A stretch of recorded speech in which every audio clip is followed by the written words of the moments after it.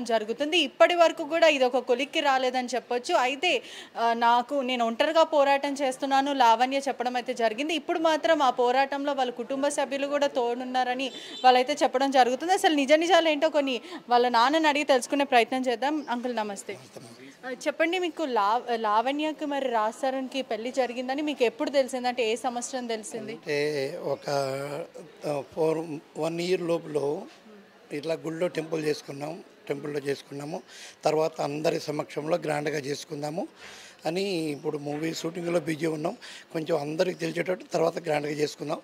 Present ఇంక ఇదే అని చేసేసి అంటే ఈ 2 కుటుంబ పెద్దలకు అందరికీ తెలుసు ఇదంతా, వీళ్ళు పెళ్లి చేసుకున్నారు, వీళ్ళు కలిసి ఉంటున్నారు ఒకటే ఇంట్లో అని చెప్పి తెలుసు. అవునండి. ఓకే, మరి ఇప్పుడు అన్ని ఏళ్ళ నుంచి వీళ్ళు సుమారుగా అసలు రాజ్ తరుణ్ హీరో కాకముందు నుంచి లావణ్య ఉంది, మేము ఎంతో అంత హెల్ప్ చేస్తున్నాం, ఇంటి దగ్గర నుంచి బియ్యం కూడా ఇస్తున్నామని లావణ్య చెప్పింది. అయితే అయినప్పటికీ కూడా అంత మంచిగా ఉన్నారు వీళ్ళు, అంత క్యూట్ కపుల్ అని కూడా చెప్పొచ్చు. ఇప్పుడు ప్రధానంగా రీజన్ ఏమై ఉంటుంది అంటే ఒక లావణ్యని వద్దు అనడానికి? అంటే వాళ్ళ మధ్యలో ఒక చీడ పురుగు చేరిందమ్మా. మధ్యలో చీడ పురుగు అని చెబుతాను, నేను పేరు కూడా చెప్పనమ్మా. చీడ పురుగు చేరింది, ఇద్దరి మధ్యలో ఒక చీడ పురుగు చేరింది. ఆ చీడ పురుగుని ఏం చేయాలమ్మా? అది ఏమంటారు, కెమికల్ పెట్టి ఆ చీడ పురుగుని చంపేస్తాం. అలాగా చీడ పురుగుని తరిగితే మా పాపకు తరుణ్కు ప్రియ. రాజ్ ఫ్యామిలీ వాళ్ళు మరి మీరు ఎలా ఉండేటోళ్ళు? అంటే పండుగలకు మీరు కలిసే వాళ్ళ లేకంటే మొత్తం కలిసేవాళ్ళం, అంతా మంచిగానే ఉండేవాళ్ళం.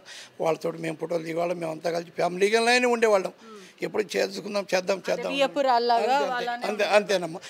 మా పాపని యూఎస్ పంపించేటప్పుడు కూడా మేము అంతా కలిపి ఒక రోజంతా మంచిగానే ఉండి ఎయిర్పోర్ట్ దాకా మంచి గ్రాండ్గా సాగనం పంపించాం. యూఎస్కి వెళ్ళిన తర్వాత కుక్క పిల్లల కోసం రావడం జరిగింది బయటికి.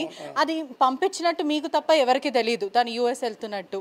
ప్రధానంగా తను డ్రగ్స్ తీసుకుంది అని చెప్పి ఆరోపణలు వస్తున్నాయి. అంటే మీ పాప నిజంగానే డ్రగ్స్ తీసుకుంది? లేదమ్మా, అలాంటిది లేదు. అంత క్రెడిట్ చేశారు. అంటే దీని వెనకాల ఎవరైనా పెద్ద హస్తం ఉంది అని మీరు అట్లా భావిస్తున్నారా? ఇంకెవరు హస్తం ఉందమ్మా? అంత క్రెడిట్ చేయించిన కర్త కర్మ క్రియ అంతా తానే, అంతే. అంటే కేవలం మీ కూతుర్ని వదిలించుకోవడానికే ఇటువంటివి, అంటే ఒక క్యారెక్టర్ అసాసినేషన్ చేయడము, తను ఒక డ్రగ్గిస్ట్ అని చెప్పడం, ఇవన్నీ కేవలం మలహోత్ర ఇప్పుడు చెప్పాను కదమ్మా. ఒక చీడ పురుగు దొరికిందని, చీడ పురుగు ఎవరో కాదు, మల్వి మల్హోత్ర. అదే రాజ్ వాళ్ళ ఫ్యామిలీ కుటుంబ సభ్యులు అంటే ఈ గొడవలు స్టార్ట్ కాకముందు బాగా మాట్లాడుకుంటుండే, మీరు కూడా మాట్లాడుకుంటే ఎప్పుడైతే మీడియాలో కానీ తను కేసు పెట్టడం జరిగింది అప్పటి నుంచి మీకు కాంటాక్ట్లో రావడం కానీ లేదంటే సామరస్యంగా మాట్లాడుకుందామని ఇటువంటివి ఏమైనా బయటకు వస్తున్నాయా? అప్పుడు ఉన్నప్పుడు తనతో మాట్లాడితే ఎలా ఉంది హెల్త్ అని, అది మామూలే కదమ్మా, సహజీవనం. బట్ ఈ 2-3 మంత్ నుంచి నేను కాల్ చేస్తుంటే అది నాట్ రీచబుల్, లిఫ్ట్ అని కదమ్మా, నాట్ రీచబుల్, చేరుకోలేరు, అది ఏదో నంబర్ స్విచ్ ఆఫ్లో ఇంకా పని చేయట్లేదు అని. అంటే మీ వైపు ఏమైనా వచ్చిందా ఇలా సరే మనం కాంప్రమైజ్ చేసుకుందామని? లేదమ్మా, నాతోటైతే తెలీదు. తన్ని అది మల్హోత్ర తమ్ముడు బెదిరిస్తున్నాడంట. రాజ్ తరుణ్ వదిలించుకోకపోతే చంపి నీ బాడీని కూడా దొరకనీను అని చెబుతున్నాడంటమ్మా. అలాగే నాకు జరిగిందంటే మీ మీడియా ద్వారా అందరికీ చెబుతున్నాను. మా పాపకి ఏమైనా అన్యాయం జరిగిందంటే అది చాలా దూరం పోద్దమ్మా, చాలా దూరం పోద్ది. మీ మీడియా ద్వారా నాకు తండ్రిగా మీ ఆవేదన కూడా అర్థమవుతుంది. అదేవిధంగా లావణ్య చెప్పండి, ఇప్పటి వరకు మీరు న్యాయ పోరాటం చేస్తున్నారు, అదేవిధంగా మొన్నటి వరకు మేము చూసిన లావణ్య వేరు, ఇప్పుడు లావణ్య అంటే మాకు చాలా స్ట్రాంగ్గా కనిపిస్తున్నారు. అంటే ఈ ధైర్యం మీకు ఎక్కడి నుంచి వచ్చింది? అంటే అడ్వకేటా లేకపోతే మీడియా మిత్రులందరూ మీ సపోర్ట్గా ఉన్నారని?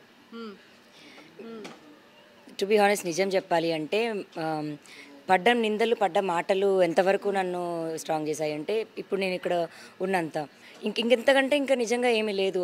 ఎక్కడి నుంచి అయితే మాటలు పడకూడదో, నేను ఫస్ట్ మెయిన్ పర్సన్ నాకు రాజ్ అయి ఉండాలి.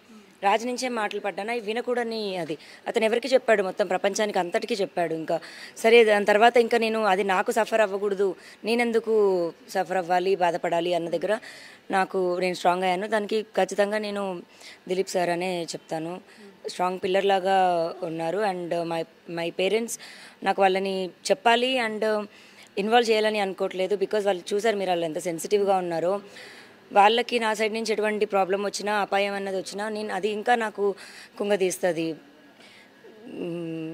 మీకు అదే విధంగా అనేక బెదిరింపులు కూడా వస్తున్నాయి. అంటే ఏదైతే రాస్తారు నుంచి మీకు ఇంత యానిమల్ని ఇస్తాము వదిలేసే అని చెప్పి అనేక బెదిరింపులు వస్తున్నాయా మీకు? వస్తున్నాయి, వాట్సాప్ మెసేజ్ వస్తున్నాయి, ఇన్స్టాగ్రామ్లో మెసేజ్ వస్తున్నాయి, అన్నోన్ నెంబర్స్ నుంచి కాల్స్ వస్తున్నాయి.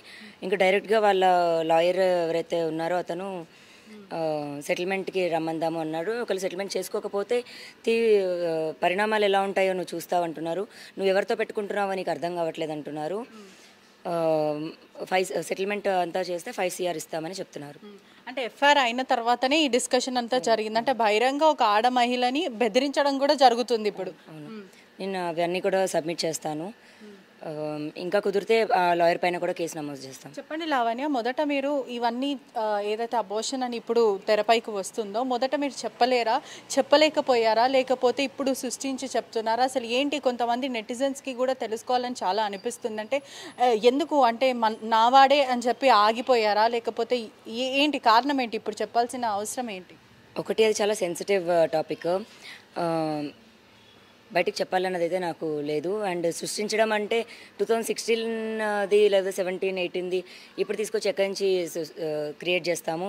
అండ్ అదైతే చిన్న హాస్పిటల్ కూడా కాదు. మరి 2016 బ్యాంక్ ట్రాన్సాక్షన్ ఎక్కడి నుంచి మనం సృష్టిస్తాము? అదేవిధంగా అమ్మ, ఇప్పటి వరకు అయితే గత 4 రోజుల నుంచి అంటే వారం రోజుల నుంచి మీ పాప